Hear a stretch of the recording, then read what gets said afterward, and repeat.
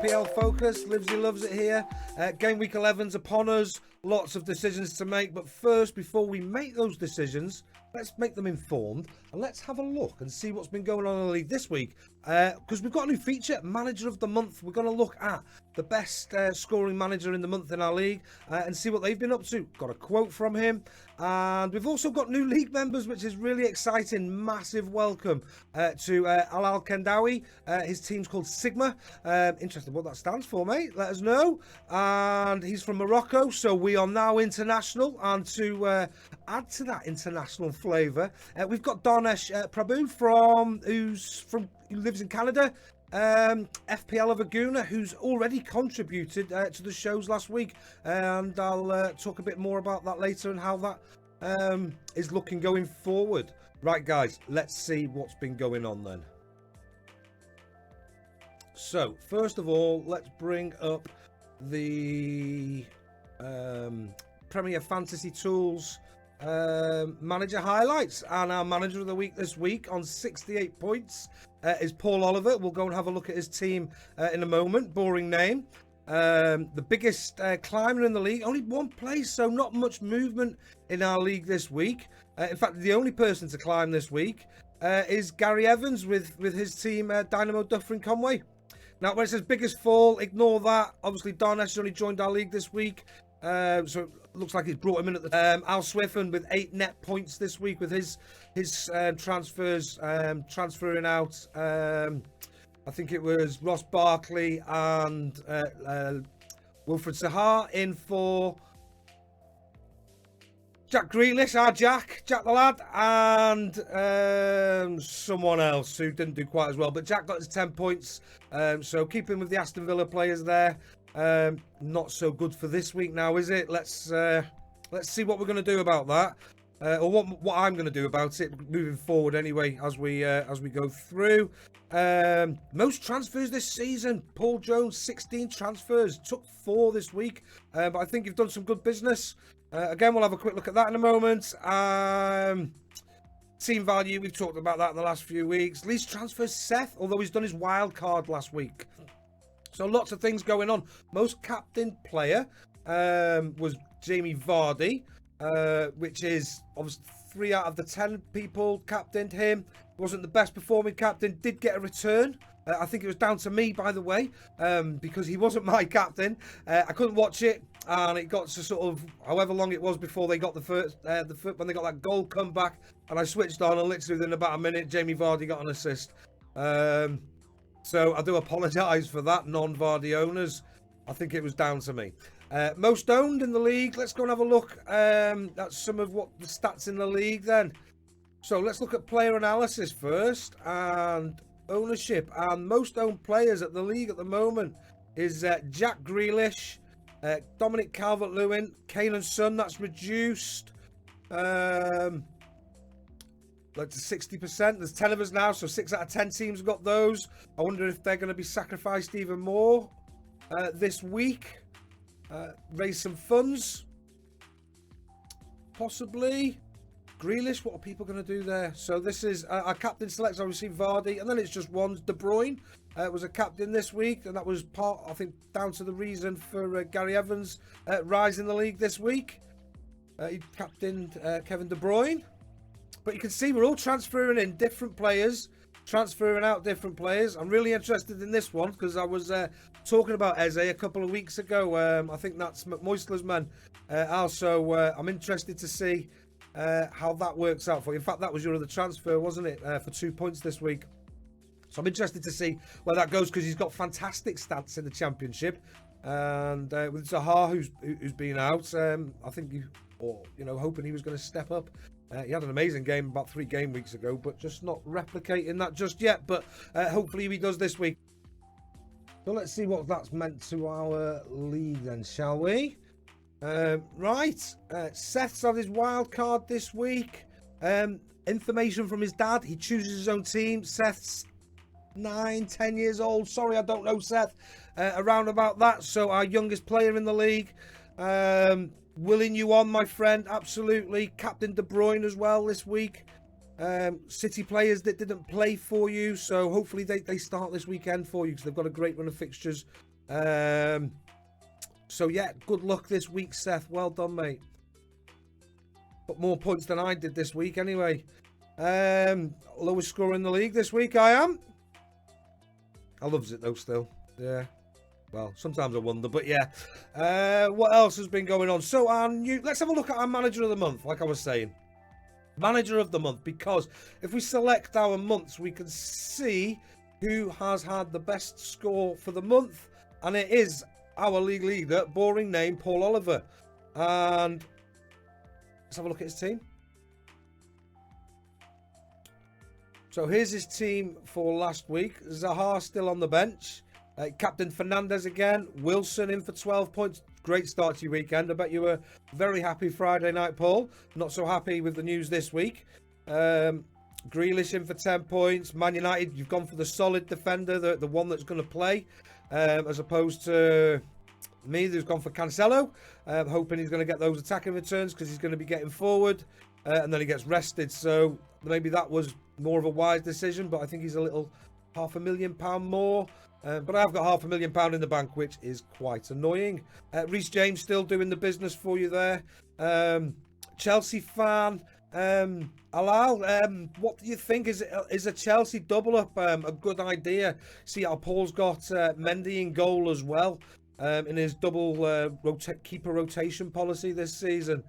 Let me show you what Paul had to say, because I spoke to Paul and said, are you doing anything different this season? I was particularly intrigued by the strength of his bench, because normally for me I try to basically get the cheapest players I possibly can that basically play games, and we obviously with the best potential. If there's two to choose from, I try to choose the best one, but as long as they're playing, they can be on my bench. But I'm looking at the 4.0 million, the 4.5 million defenders, midfielders, sorry, and forwards. So for me, I've got Brewster, I've got Mitchell at 4 million, and they're making up my bench, but I don't see any of those here. Maitland-Niles, how much is Maitland-Niles worth? He's a 4.7 million pound defender, so Paul has no bargain basement players in his squad whatsoever. He's playing a squad of 15 players. So I asked him, what would he like to say about this? Share with the league. Here we go. Right, so this is what Paul had to say then. He says, I've always had bench fodder in previous seasons, but decided against it this year. It's a waste of resources in my mind, and pretty useless if one of your first 11 doesn't play, especially this year with seemingly more injuries and COVID, which is interesting. So he's purposely this season having extra players on his bench. He also says he gambled on a Chelsea goalkeeper and defender, and it's paid off, but that's something to keep an eye on. Alal, what do you think about that as a Chelsea supporter? But not just Alal, anybody who's not. What are your thoughts? I've been quite lucky with injuries and not had to make wholesale changes because of that, which helps with transfers. So having those extra players on the bench isn't forcing Paul's hand on a weekly basis. By the sounds of it, tell me if I'm wrong on that, Paul, in the comments below. Let's start a conversation. I think this is quite big and can change people's approach to the season. Actually, he doesn't think he's overspent with his transfers, and what he's doing is he's trying to identify who he wants 2 or 3 games before he wants them. So planning ahead in advance, and maybe the bench is allowing him to do that. I noticed like Wilson was sat on the bench when he was injured for you a couple of weeks ago. You sat through Werner's poor form in your team as well. So very interesting. But you do say very humbly, it's all a bit of a lottery though, and there's a truckload of luck involved. Happily, you've been a bit lucky. Well, I think you do create your own luck a bit. There is an element of luck. It is a gamble when we're choosing players, of course it is. But we can make informed decisions. So let's have a dive into Paul's team then, shall we, and see what's actually been going on. We've seen it for the game week. Beauty about this mini league analyzer, guys, and it's something I might do in the future, is I might go and have a look at some of the top leagues that are out there, really, because you just need to enter the league ID in here, and then you can go and have a look and see what they're up to. So that just goes in there. And if you want to know where your league ID is, if you want to go and look at this for yourself, if you're not quite sure, on the website, when you're on the desktop site looking at your fantasy football team, when you're in the league, the code's in the web address, as it is if you want to look at your own personal team. Your ID code's in there as well. Okay, right. So what you can do here, like I say, is I click on Paul Oliver here. So as you can see, that takes us right into an analysis of Paul's team. Those of you who watched my videos before know that I've started using this to analyse my team on a weekly basis to see how we're going. So his performance so far this season started just below the 2 million. Went to the 1 million, dropped. Now I know Paul held his wild card till this week, till the international break. And ever since then, it's been happy days. It's been green arrow after green arrow. 1, 2, 3, 4, 5, 6 green arrows in a row. Now, that's pretty good. That's amazing, isn't it? Let's be honest. Happy days is what you're looking for. And that takes him to 136,000 rank. Not his best overall rank. That was 75,000 back in 2008 and 9. As you can see, this is Paul's 13th season, so a veteran of the game. Last 2 seasons, 259k last season, 229k the season before. Currently sitting in the top 2%. So he's definitely doing something right this season. Using all his experience. Captains are 50-50, so it's not so much that you're acing your captains, Paul, if you don't mind me saying, having the last couple of weeks. Fernandez for both of those, I think. Yeah, Fernandez 22.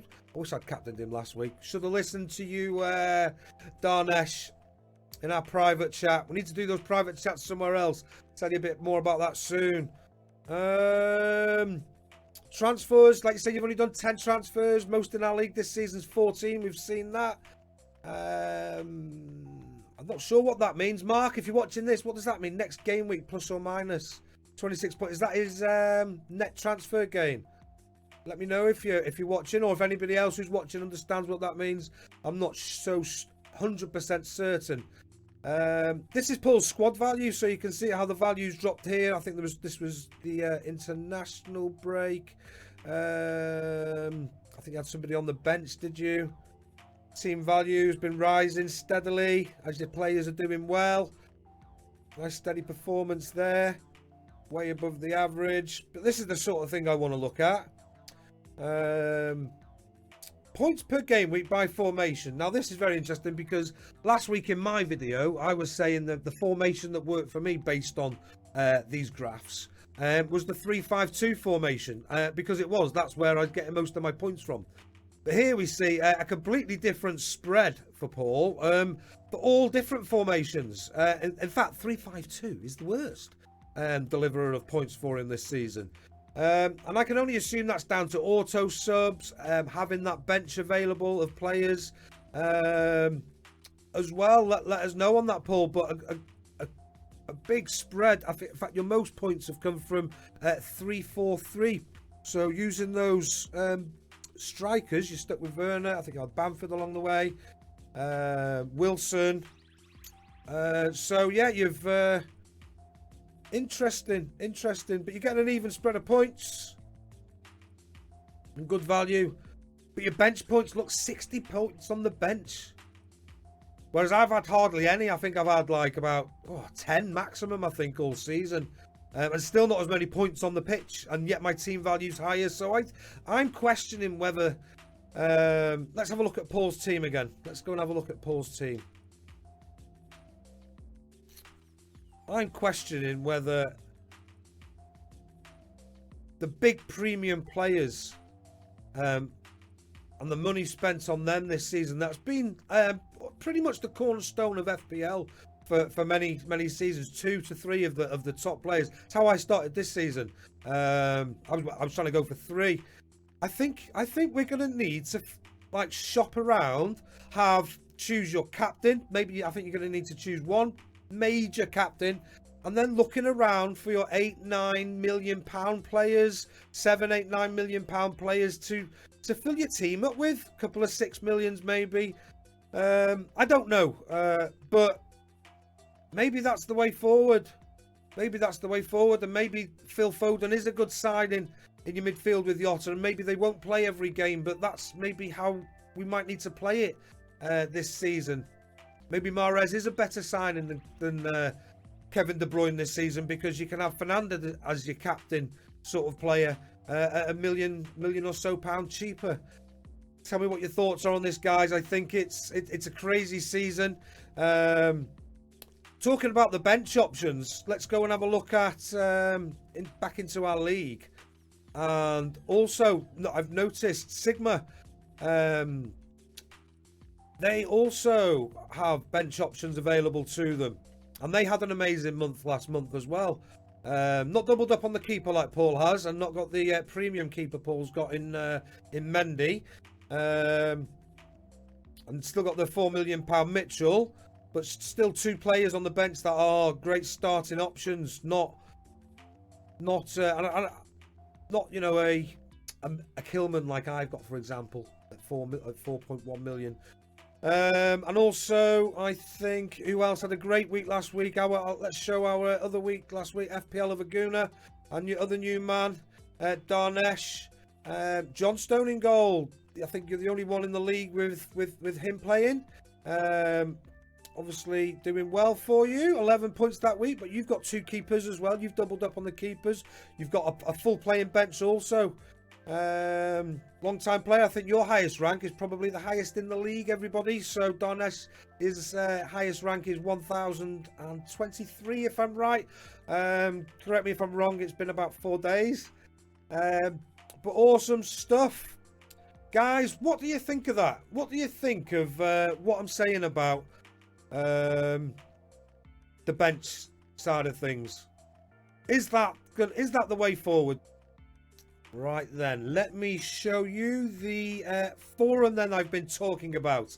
And this is the very early stages. I do intend at some point to build a website for it, but for now it's going to be hosted by Discord. Massive chat room sort of website app, millions and millions of downloads around the world, and hopefully easily accessible to you. It's free at the moment. Obviously, if we get more and more people using it, and I can start to earn some money out of this somehow, because it's just costing me at the minute, then I'll be able to go nitro or build my own website for this. Website designers, let me know if you can help.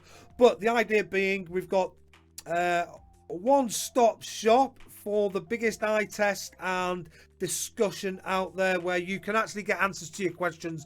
I find on Twitter, I'll ask things, and I know I've got to build a following and things like that to get more responses and put out nice messages that people like, so they follow me and, you know, they're interested in what I'm saying. But that isn't not what everybody wants to do. So I want somewhere where people can come. There's no like subscription charge or anything like that. You just need to be a member of the league, and I send you as it says here, you get an invite to the forum. And then you're in the circle of trust. And sneak preview, like I say, I'm going to put my logo up here and things like that, if it'll let me.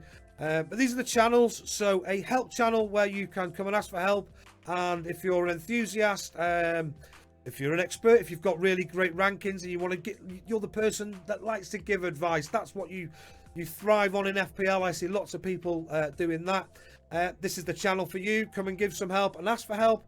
Captain choice, I want a massive debate and discussion in here every week, because that's a key choice every week. AOB, I want things like FPL Rabbi's tweet. Those of you who saw that in the show last week, where I showed you something that he'd found, a zombie team sitting at 126k rank, that's not had any substitutions or transfers done all season, just been left since game week 1. That's very interesting. Any other business, any great tweets, something that's funny. There was, a massive Twitter meltdown yesterday with Vardy owners and Vardy non-owners. So any great tweets around that, the funniest around that sort of thing, great to share in there. Bit of fun.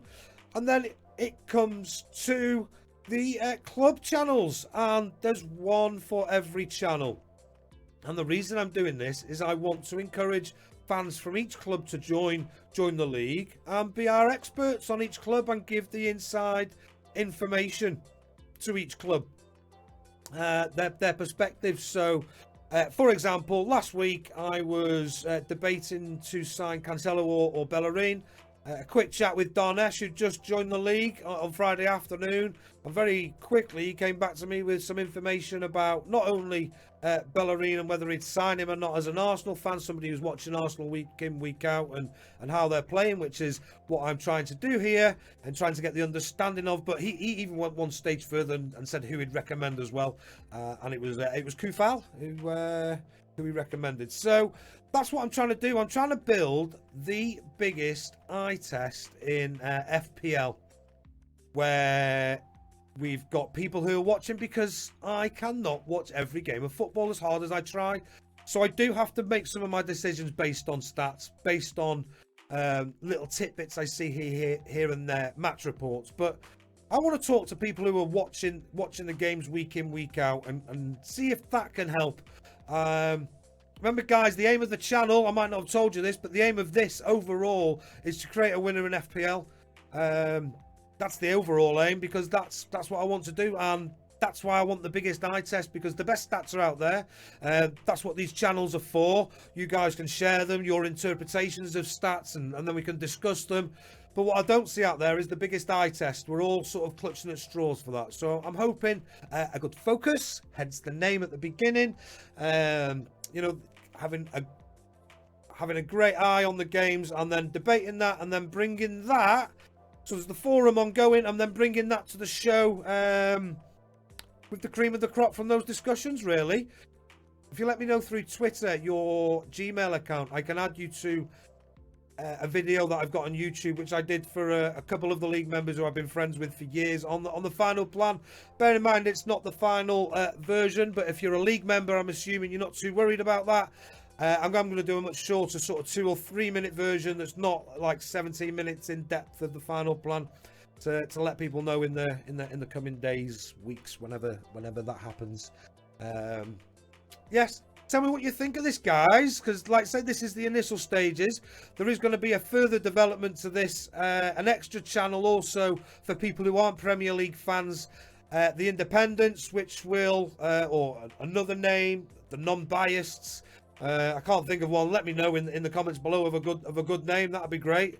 I'm not precious about naming it. Of people who aren't Premier League fans, because I like those opinions too. And the final show, I'm hoping for a bit of rivalry in fans of clubs and non-fans of clubs, what they're saying about their teams, because yeah, I think it'll just be fun and great over a beer or two. Guys, that's it. I'm over and out. I'll see you next week here. I'll see you soon for my team review and my thoughts for the week, and whatever else I can get out by the end of the week. Thanks a lot. See ya. Bye.